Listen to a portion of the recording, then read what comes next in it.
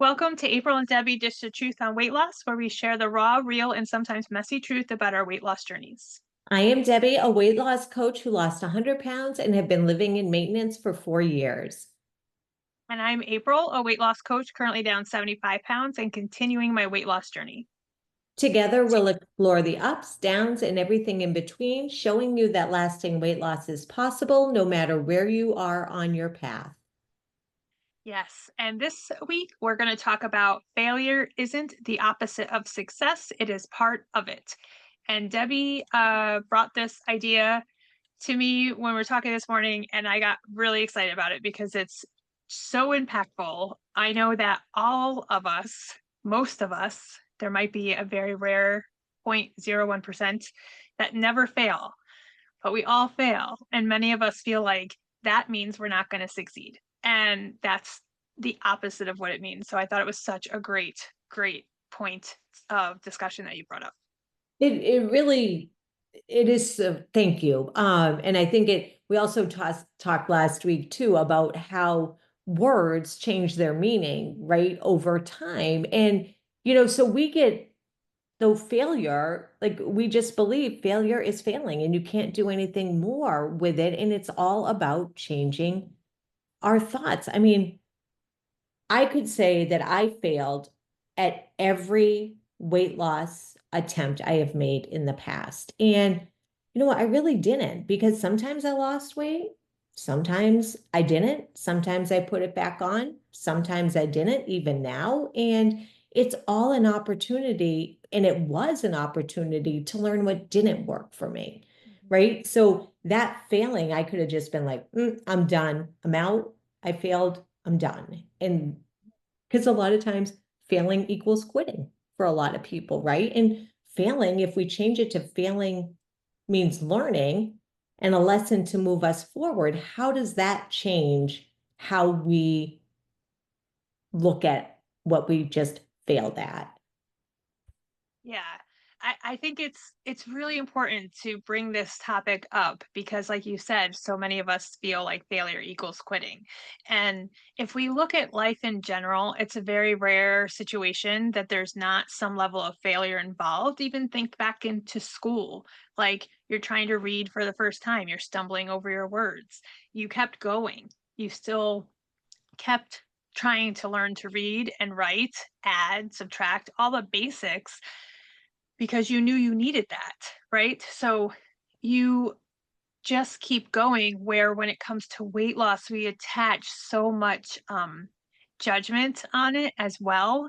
And it brings us down. And we're like, I think too, it makes me think of where we are in life of society, of the internet and stuff, and inundated with people showing their perfect days and their meals and I look at it, so I see it too, because sometimes it's helpful too to a certain point, but it can get to a point where it's all you're seeing is their perfect days. They're not showing you the days necessarily that they skipped the workout and just continued to do the workout the next day, or they went out for dinner instead of eating the planned meal and then the next day they just went back to planned meals, or that's not exciting content. So that's not what you're seeing. So we're given this false sense of perfection and no failures involved in situations of a journey, right?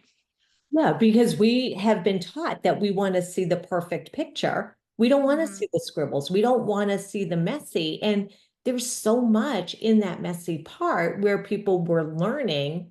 So if you look at, I'm not failing, I'm learning. And then you look at that messy picture, the scribbles, in a whole different way. And who is that?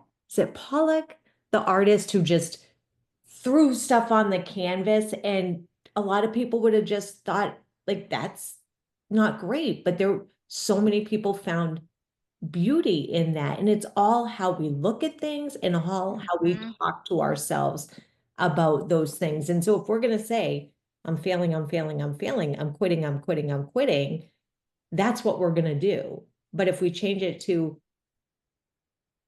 this, I didn't show up in a way I wanted. And you could still say failing. I feel like I'm failing, but today I'm not going to believe that. I'm going to believe I'm learning. Yeah, Yeah, and it's what we attach, like you said, what we attach to the word, right? So if you failed a test, then now you know what you have to study for the next test. So if we tried a program and it didn't necessarily get us the results we wanted completely, well, then we know what worked from that program that did help us, and we know what did not work from that program. We can move forward, and that's information. Every failure is information. It's a lesson. Mhm. It's knowledge. And so without the failures, you don't have knowledge. And it brings me thinking too, like I'm just starting to get into learning how to watercolor, and not everything is turning out as I would like. And sometimes I'm just like, oh, that just would have been so great, except that one spot. I had this thing I was trying to create and paint, and it was so great until the end. And I made a mistake, and it kind of is just not one I would gift to somebody now. But I learned from that, and I can do it again, and I can move forward with the knowledge of now I know not to do what I was doing that made the mistake, right? And then it also made me think of when Debbie brought the topic up to me. I immediately thought of all these successful people in the world that we know about. And so I went onto Google, of course. And there's a list on Google that have 50 famous people who are successful today, but that was not immediate. It wasn't like they woke up and I'm this famous person or I'm this successful business owner. They all had journeys of failures, and we could even put the link in the information, but I will share one because I know it's everybody knows Disney. Walt Disney, whether you like Disney or not, you know about him, you know about the Disney parks and their success. And so I'm just going to read it really quick that today Disney ranks in billions for merchandise, movies, theme parks, all of that, right? He was fired by a newspaper editor because he lacked imagination and had no good ideas. That's what the editor had said to him. After that, Disney started a number of businesses that didn't last too long and ended up with bankruptcy and failure. And he kept plugging along, however, and of course, eventually found a recipe for success that worked. So, whether you, like I said, whether you're a Disney person or not, if you just look at the story, and it happens to many, many other people, many business people, entrepreneurs who are trying to start a business, hit so many walls, but they learn, they keep going. And athletes, same thing. Like the people we know of athletes, they didn't just poof become the best basketball player or football player. There was practice, there was failures, there was injuries, and they kept going. And that's what we really need to look at ourselves as, not making a failure personal, that we're not worthy or capable, but that was a lesson that was presented to me that now I can learn from and move forward with. Yeah, and I think you talk about practice, and we also believe, because we hear it all the time, practice makes perfect. And even just that is is really setting ourselves up potentially for some really difficult thoughts around that. And like I like to say, practice makes better, because I'm never going to be perfect. And so it's just, again, how we look at those words. And Walt Disney, could you imagine if he took that feedback from that job that he got fired at and just stopped? I mean, what would our world be, really and truly? I mean, everybody knows, again, like you said, whether you love Disney or you don't, everybody knows it. And it is a theme of happiness and love and imagination, right? And if he had have allowed his imagination to be stifled from that one, well, probably he looked at it as like a failure. I mean, who knows? He may have gone home and been like, I can't do this anymore. But he picked himself up and he did it. And I'd really like to question, April, maybe you could answer this. I'd love to hear what our listeners think. So, what other area of your life have you thought that you failed in, and because of that, you just stopped? Like, I think for me, when I think about that and what I have failed at, and then I just said, I'm not doing it anymore. I think weight loss is really and truly the only thing that I have ever done that, because walking, I kept going, driving, I kept going, singing, I keep going. I'm still not good, but I still sing, right? Like my singing is not fabulous, but I keep singing because I love it. because I'm a bad singer isn't a failure. It is just an opportunity for me to keep practicing, right? So, and I bring that up because I think we don't attribute the signs of failure to quitting to everything. So if we don't attribute it to everything, why do we hold on to it so specifically for some things, especially like weight loss? I love that you asked that question, and I immediately had an answer, and it brings me right back to the art because I used to love to draw when I was younger, and I used to write stories, poetry. I did all kinds of things, and I had these drawings that I really loved, and then I tried to do another drawing, and this was like in my early 20s, and it was not coming out. I could not get it to be what I wanted it to be, and I was so frustrated in the journey or the falsehood of perfection of what I was trying to do that I stopped. I stopped doing art completely. And that was in my early 20s, and I am now 49. And I'm just now getting back into art. And with that point, that is 20 plus years of not doing something that I loved doing.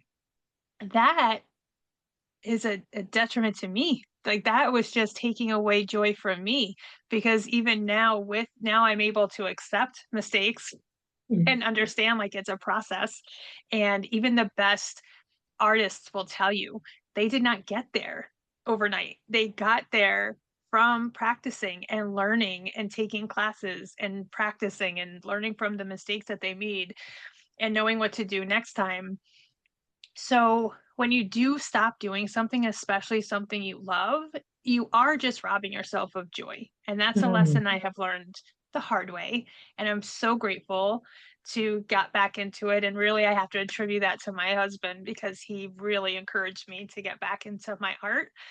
Um, but that also leads me to think when you asked about why do we attach it so much to weight loss, and when I was thinking about my art and how I stopped doing it, even though it was something I loved, we want to love ourselves, but we stop showing up for ourselves in weight loss. And that's very powerful. And when we quit on us, there's nobody else out there who's going to step in for that. We have to step in for that. And we want to remember when we're telling ourselves we failed, kind of like how you were saying, it's how you look at it. Say, yeah, I failed because I was trying, and that's okay because I'm trying. It's the Yeah. not trying that really puts an end to things.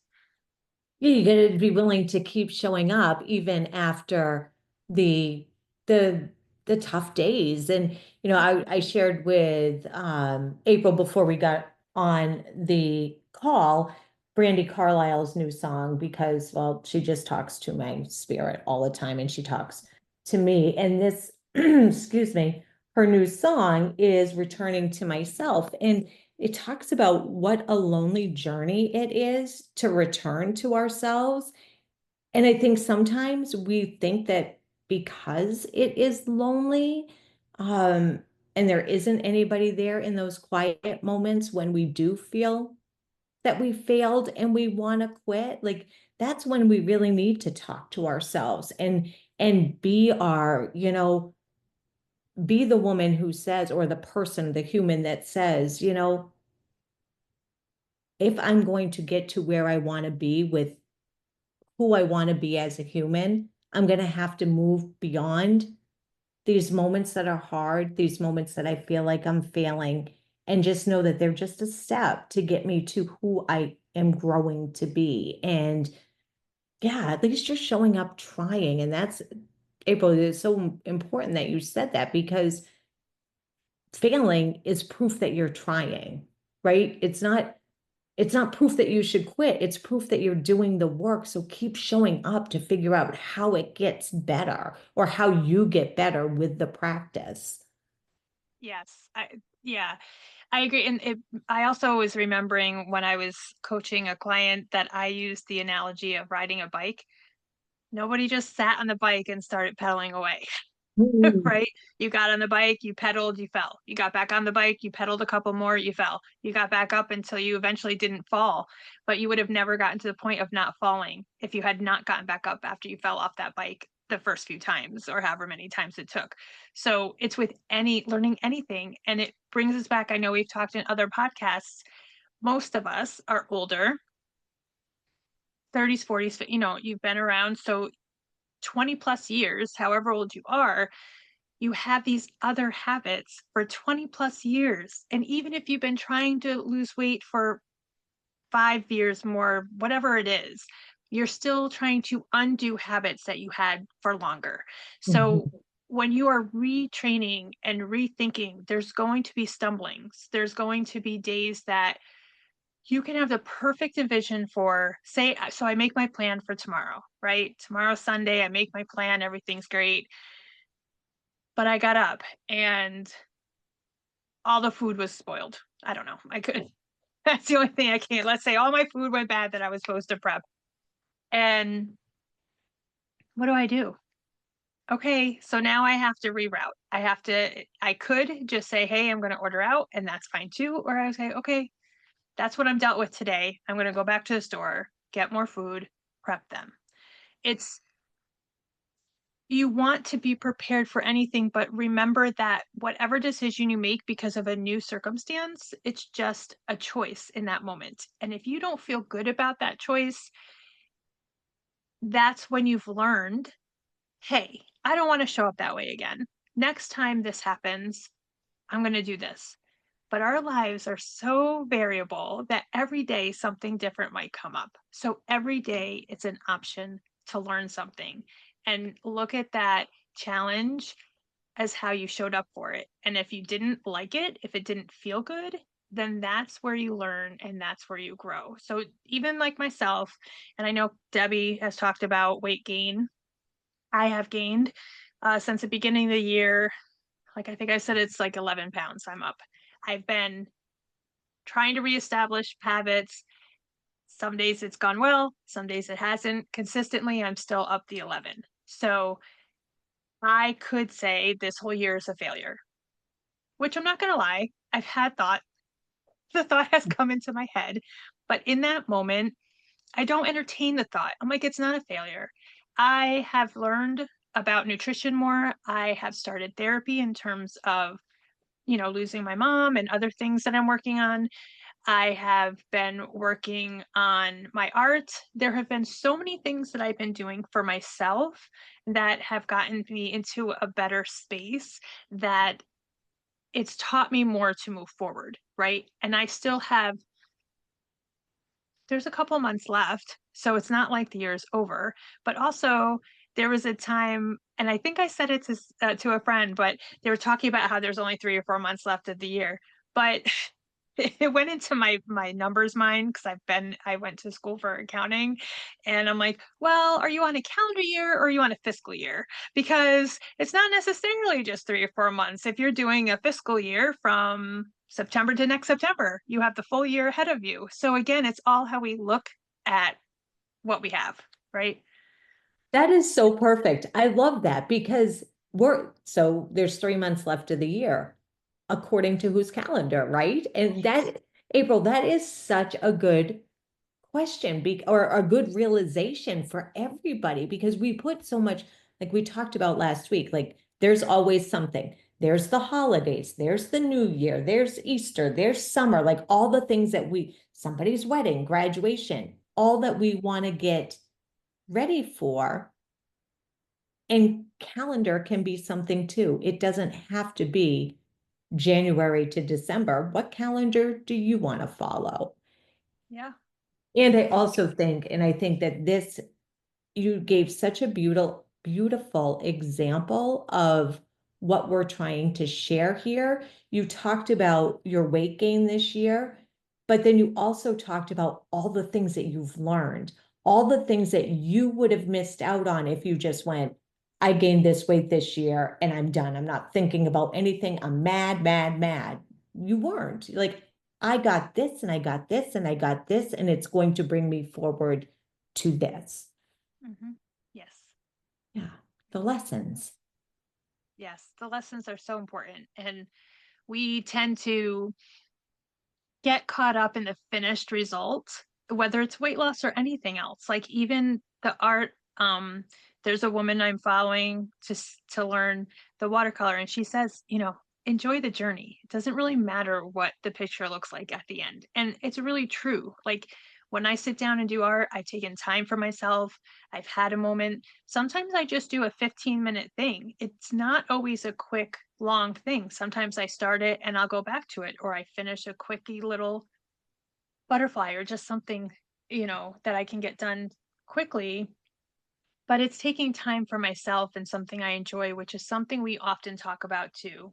That is a moment in the day that I took 15 minutes for myself to just take a breath.